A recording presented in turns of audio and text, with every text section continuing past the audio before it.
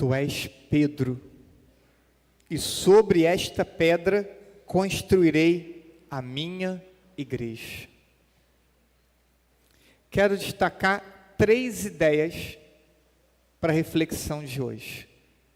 A primeira ideia, a profissão de fé de Pedro, que anuncia Jesus como sendo o Messias. E respondeu Pedro: Tu és o Messias, o Filho do Deus vivo. A segunda ideia, Jesus institui a Igreja Católica ao dizer: Eu te digo que tu és Pedro, e sobre esta pedra construirei a minha igreja. E a terceira ideia, a confirmação da autoridade terrena de Pedro, ao dizer para Pedro: Eu te darei as chaves do reino dos céus. Tudo que tu ligares ou desligar na terra será ligado ou desligado nos céus. Quem lembra da imagem de São Pedro? É São Pedro com a chave na mão, com base neste versículo: o poder de ligar o céu e a terra. A partir dessas 3 ideias, então trago o tema central para a homilia. E o tema central é a impossibilidade de dissociar Jesus, a Igreja Católica e Pedro, que é o Papa. Sabidamente eu sou um padre de diálogo ecumênico, venho de uma experiência em São Gonçalo, de muitos amigos pastores que frequentavam minha casa, preguei em várias igrejas evangélicas, participei da Marcha para Jesus várias vezes, subi em palco de Marcha para Jesus, tem um vídeo deles cantando parabéns também no dia do meu aniversário. Então, sabidamente, sou um padre de diálogo. Mas isso não impede que eu não apresente a doutrina católica como ela é. Uma coisa é a fraternidade, é o diálogo, é o respeito. Fizemos nossa caminhada semana passada e eu fiz questão de insistir que sempre, diante de igrejas evangélicas em culto, recolhêssemos o som do trio e passássemos quase que em silêncio total, para que não incomodasse eles no momento de culto.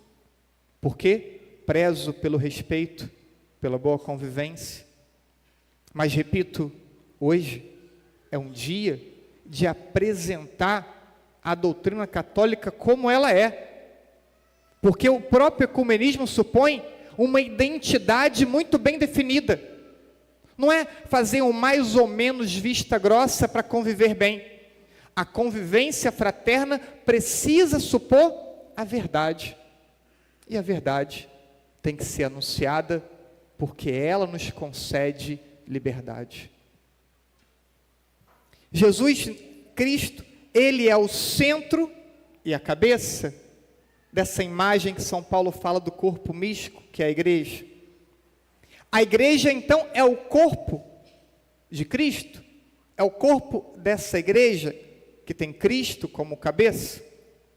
E o Papa é o sucessor de Pedro, como figura visível de comunhão, de unidade, de doutrina e de fé dessa igreja de Jesus Cristo.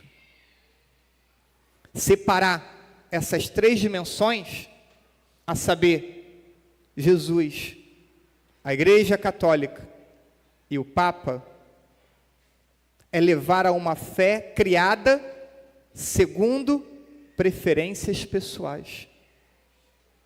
Cada um, então, vai se emancipando, vai se separando, vai se dividindo, vai criando sua denominação com a sua própria doutrina, ou com o recorte que convém fazer da doutrina, da palavra e da tradição. A igreja não nasceu de projeto humano, A igreja não nasceu de divisões, não nasceu de separações. Ela pertence a Cristo, foi fundada por Cristo, e dele recebe a sua vida.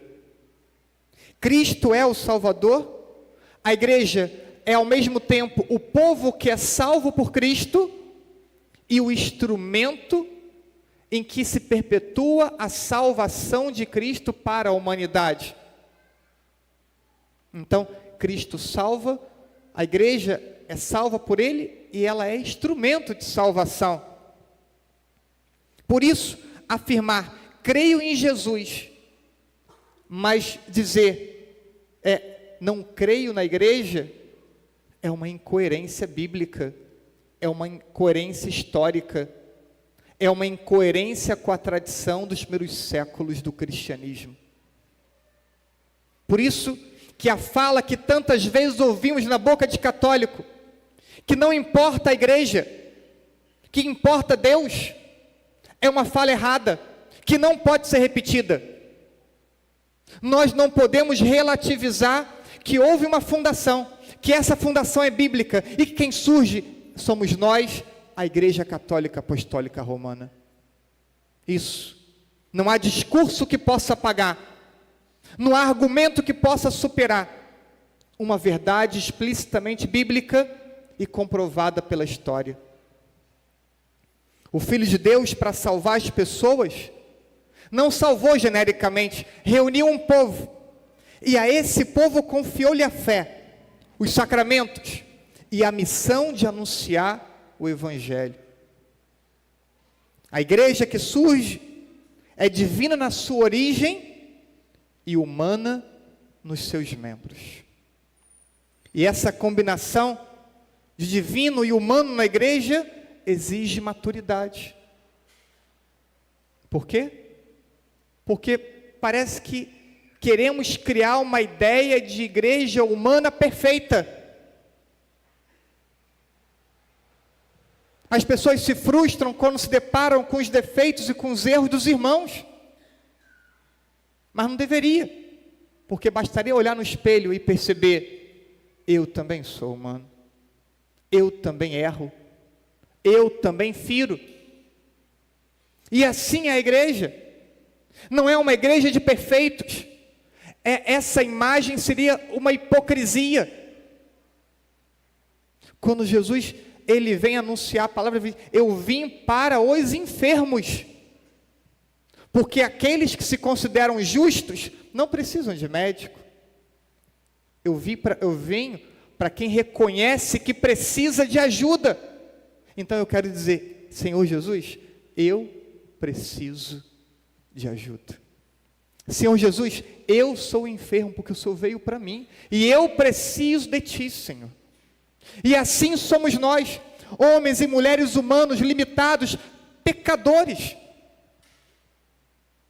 que precisamos ter caridade e respeito com os erros e com os pecados dos irmãos, como também outros irmãos têm que ter respeito e cuidado com os nossos próprios pecados.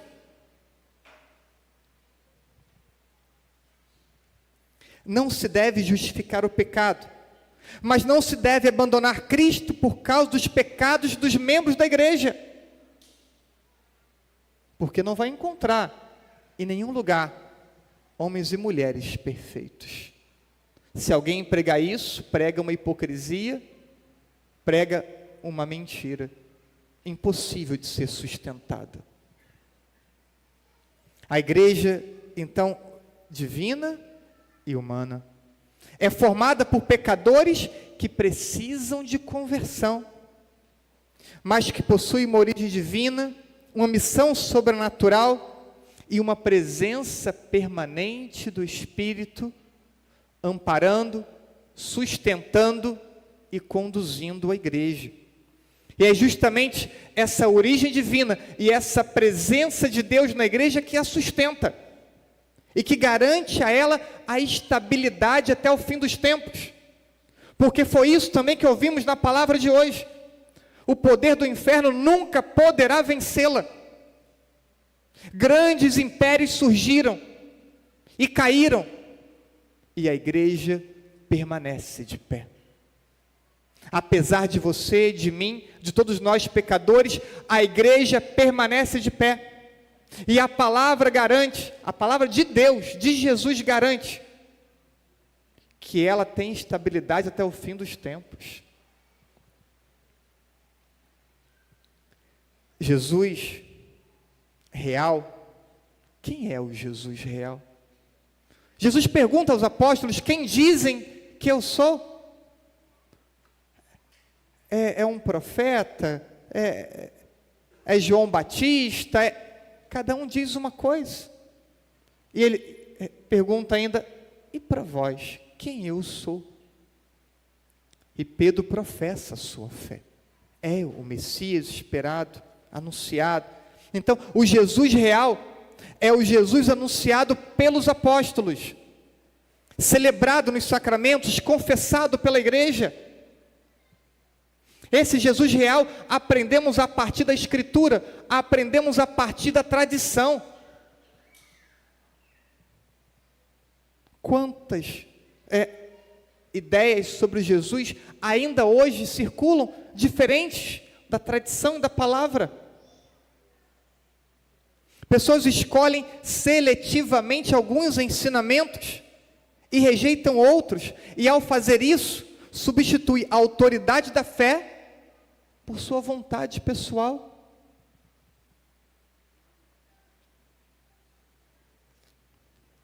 Cristo confiou a Pedro e confiou aos sucessores de Pedro uma missão de representar, governar, tornar visível a unidade na comunidade cristã. A missão do sucessor de Pedro é confirmar os irmãos, perseverar a unidade e proteger a integridade da fé. Isso foi e é feito por cada Papa, desde Pedro até o atual Papa, o Papa Leão XIV. Então, percebam, há uma responsabilidade de cada Papa diante da Igreja de Jesus Cristo.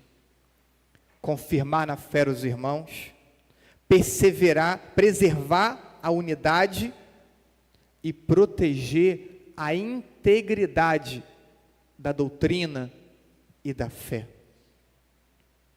O Espírito Santo concede diferentes dons aos fiéis: capacidade de evangelização, serviço, ensino, oração, apostolado e vida comunitária. E esses carismas, eles enriquecem a igreja, mas não podem ser criados, ou não podem ser usados para criar igrejas particulares dentro da igreja. Deus deu dons e talentos para edificar o corpo, e não para gerar separações e divisões em nome dele mesmo, em nome do próprio Cristo. Não basta dizer, eu tenho Jesus no coração. A pergunta importante é, qual Jesus eu tenho no coração? Além de termos uma infinidade imensa de igrejas com denominações diferentes, que anunciam um Cristo diferente, ainda temos religiões não cristãs, que também falam de Cristo, e que também querem apresentar a figura de Cristo. Então, não basta dizer, tenho Cristo no coração. Qual Cristo eu tenho no coração? É o Cristo dos apóstolos? É o Cristo da palavra? É o Cristo da tradição? Ou é o Cristo da separação, da divisão, do entendimento pessoal de A, B, C ou D. Qual é o Cristo que eu trago no coração? Como também não basta dizer, eu sou cristão. É preciso perguntar, de qual igreja? Da igreja fundada por Jesus? Ou das igrejas que surgiram das divisões? Surge uma divisão, abre uma igreja. A igreja gera uma divisão, surge outras duas. Faz uma divisão, gera outras. Então, sou cristão de qual igreja? Eu sou cristão da igreja do fulano? Ou eu sou cristão da igreja de Jesus? Quem pode olhar a Escritura e dizer, aqui está a origem da minha igreja? Apenas você e eu, que somos católicos, podemos dizer aqui, no Evangelho de Mateus, capítulo 16, versículo 18, está a fundação da Igreja Católica, da Igreja de Jesus, da igreja que eu participo.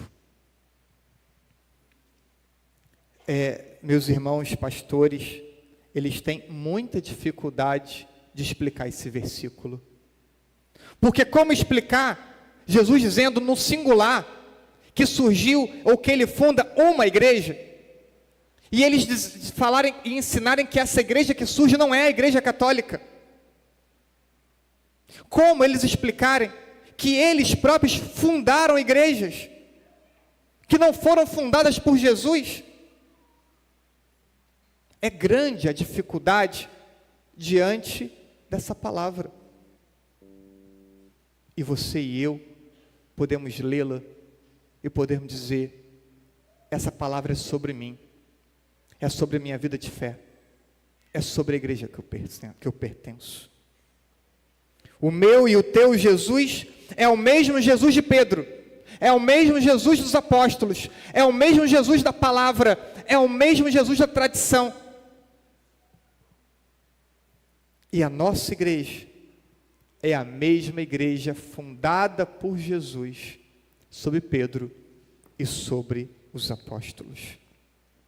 Por isso, você e eu podemos dizer, eu sou da igreja de Jesus. Eu sou católico. Devemos ter um grande orgulho em poder dizer, eu sou católico. Mas hoje temos cristãos acovardados. Hoje nós não temos tantos apóstolos, temos espectadores de missa.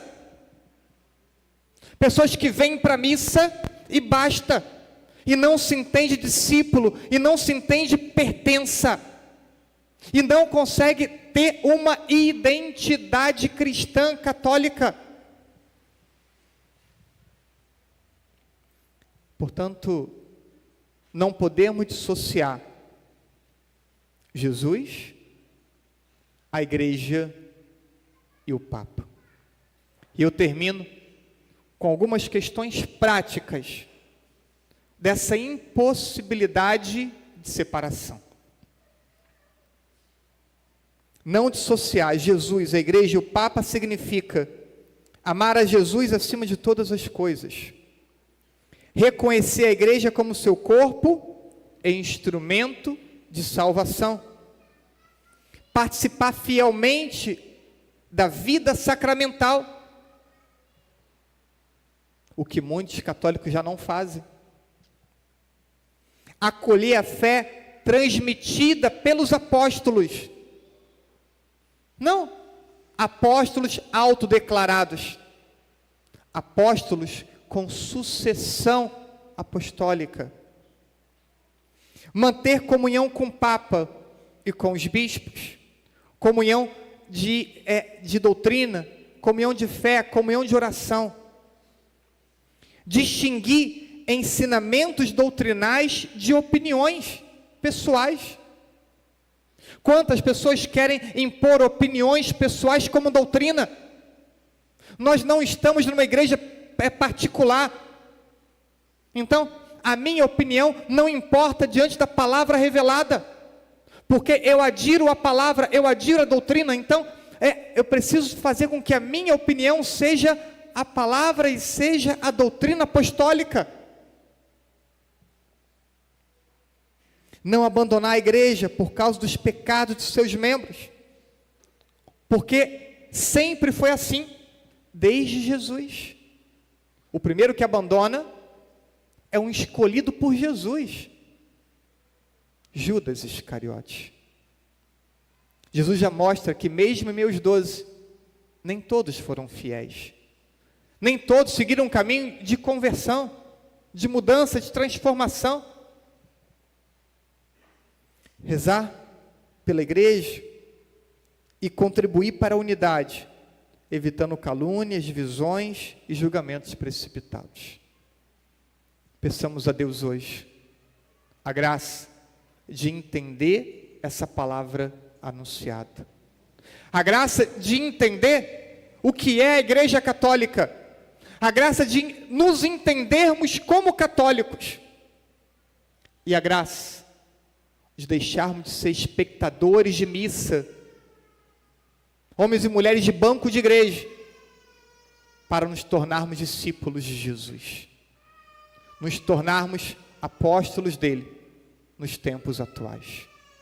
Que Deus nos dê entendimento, discernimento, a graça e a fortaleza para sustentarmos o peso da história da Igreja de Jesus Cristo sobre nossos ombros, sobre nossas vidas, porque nós somos os continuadores dos primeiros cristãos, nós somos os continuadores dos apóstolos, e isso tem que estar claro na nossa vida e na nossa oração e no nosso testemunho. Assim seja. Amém.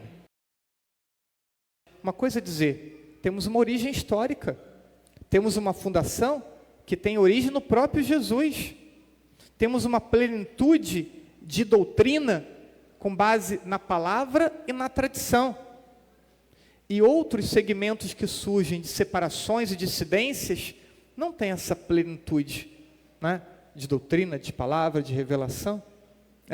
Agora, temos em muitas igrejas e também em muitos pastores, pessoas honestas, íntegras, piedosas, verdadeiramente convertidas, porque lá também tem a palavra de Deus, e a palavra por si só produz o seu efeito, mesmo que ainda de forma incompleta, né? E não plena. Então, também é preciso ter clareza sobre isso, né?